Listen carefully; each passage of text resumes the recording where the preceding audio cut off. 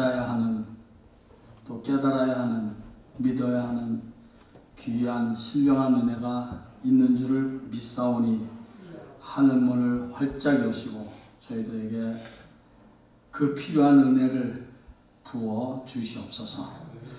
온전히 주의 성령께 인도하심을 의탁드리며 예수님의 귀하신 이름으로 감사하며 기도하옵나이다.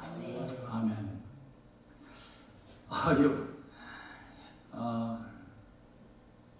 제가 4시 5분 전에 집을 떠났거든요. 좀 일찍 가야겠다. 혹시나 또 뭐 변수가 있으니까. 그래서 떠났는데 프리웨이 들어서자마자 큰 트럭 있죠. 큰 트럭이 프리웨이 그 머지 되는 부분을 완전히 막았더라고요. 이렇게 넘어져갖고 거기서 한 30분 지연됐어요. 그냥 서 있는 거예요. 파킹장에 프리웨이. 그런 다음에 그래서 이제 30분 지나서 또 열심히 왔는데 여기 다 와서 15번 들어서서 또 막히는 거예요. 차가 옆에 한 10대 정도는 계속해서 1, 2분마다 한 대씩 차가 서 있더라고요. 저는 그랬습니다. 그래서 보니까 정확히 제가 30분 늦었는데 어쨌든 대단히 죄송합니다. 뭐 이제 이렇게 이사 오면 뭐 이런 일은 뭐 있지 않겠죠. 그렇습니다. 어떻게 말씀을 어떻게 안 하셨습니까? 그래서 찬송만 부르셨어요? 기도하고 찬송만 했습니다. 중보 기도는 했습니다. 그러면 이거 거꾸로 말씀드려요? 이사건 이렇게 됐습니다. 우리 시편 1편 읽겠습니다. 시편 1편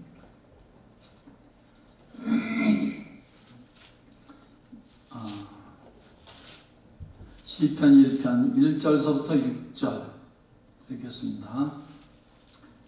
시편 1편 1절에서 6절 다같이 시작. 복 있는 사람은 악인들의 꾀를 따르지 아니하며 죄인들의 길에 서지 아니하며 오만한 자들의 자리에 앉지 아니하고 오직 여호와의 율법을 즐거워하여 그의 율법을 주야로 묵상하는 도다. 그는 시냇가에 심은 나무가 철을 따라 열매를 맺으며 그 잎사귀가 마르지 아니함 같으니 그가 하는 모든 일이 다 형통하리로다.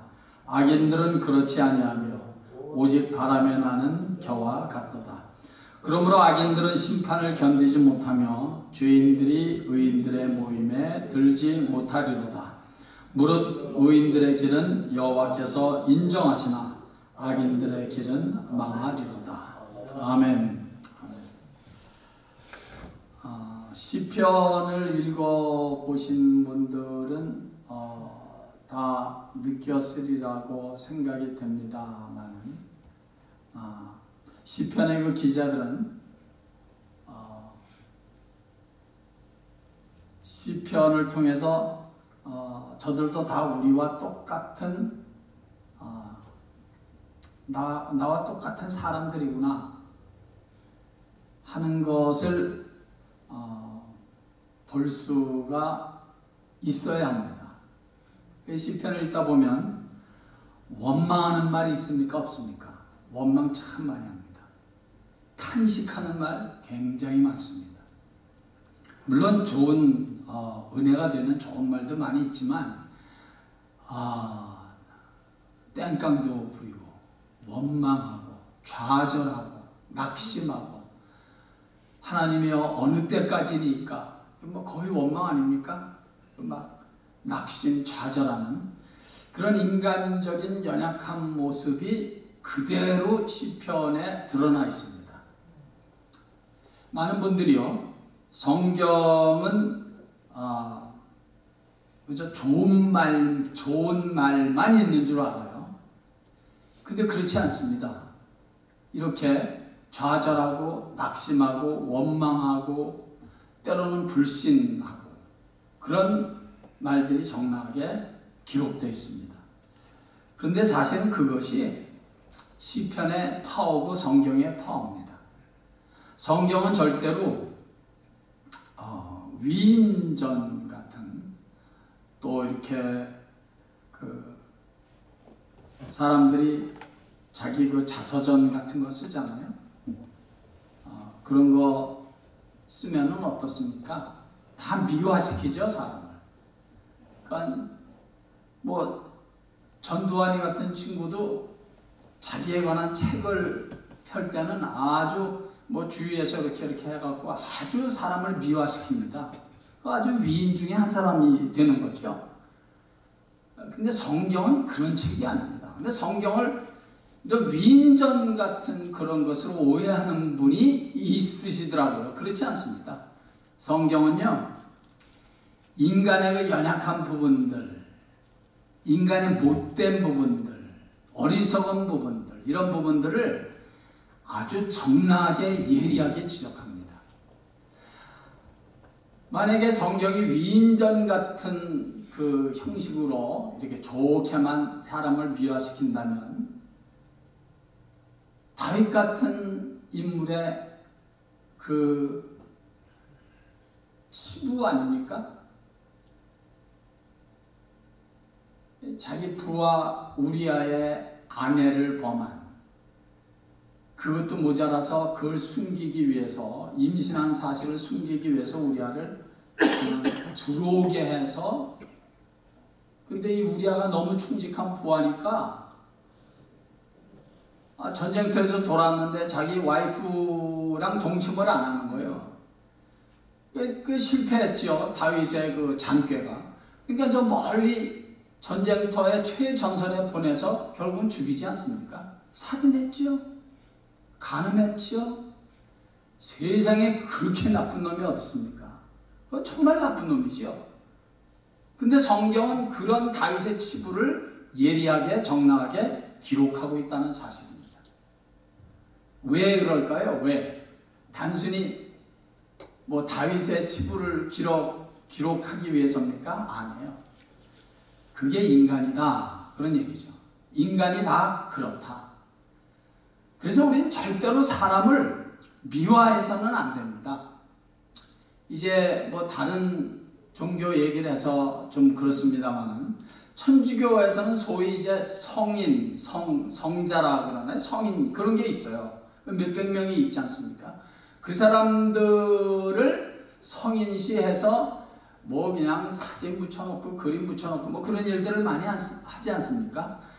그렇게 성경적이지 못합니다. 성경은 아주 인간의 연약하고 못되고 어리석고 추한 부분을 다 기록합니다.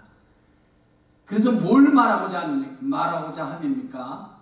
그것이 인간이다. 인간의 그 연약함, 부족함, 못된 추함을 다 기록해 놓으면서 우리를 어디로 이끌어가는 겁니까? 그래서 복음이 필요하고 예수가 필요하다는 것입니다. 그래서 그런 추악한 인생들은 예수가 아니면 소망이 없다는 거예요. 어떤 인간이든지 어떤 사람이든지 그가 뭐 한때는 뭐 아무리 훌륭한 귀한 뭐 위인같이 보이는 그런 사람이었을지라도 또 실제로 또 믿음이 있을 땐 또 믿음에 얼마나 좋은 일을 많이 합니까? 그럴지라도 다 하나님의 은혜가 없이는 구제받을 수 없다. 예수 그리스도의 은혜가 아니면, 십자가가 아니면 절대로 죄 용서함 받을 수 없다. 하나님 아버지의 은혜가 아니면 절대로 제대로 인간다운 삶을 살 수가 없다 하는 것을 성경은 우리에게 보여주고 있는 것입니다. 그래서 시편을 읽다 보면 굉장히 이 동질감을 많이 느끼게 돼요. 느껴야 돼요. 하나님이여, 언제까지입니까? 왜 어찌하여 이런 일을 내게 행하십니까? 등등 그런 인간의 탄식.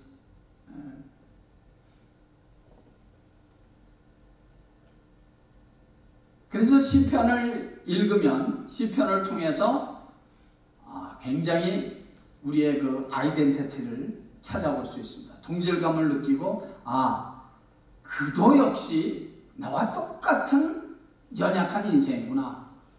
그래서 우리는 하나님을 의지하고, 그래서 우리는 예수가 없이는 살 수 없고, 그래서 우리는 하나님의 은혜, 하나님 아버지의 사랑과 은혜가 필요하구나 라는 사실을 깨닫고 더욱더 그분을 붙잡고 그분을 의지하는 믿음의 모습을 갖게 되는 것입니다.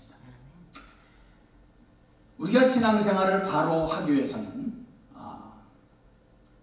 빼놓을 수 없는 가장 중요한 한 가지 사실, 절대로 빼놓을 수 없는 아주 중요한 한 가지 원리가 있습니다. 그것은 복에 대한 정의, 복에 대한 바른 가치관이 있어야 합니다. 이건 굉장히 중요합니다.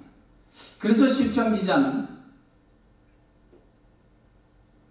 어느 날 이렇게 시편이라는 이 웅장한 대서사시를 쓰게 되면서, 물론 여러 저자가 있지만 그가 입을 열어서 하나님의 말씀이 될 시편의 첫 장을 선포하는데, 복 있는 사람은 이렇게 시작합니다. 복 있는 사람.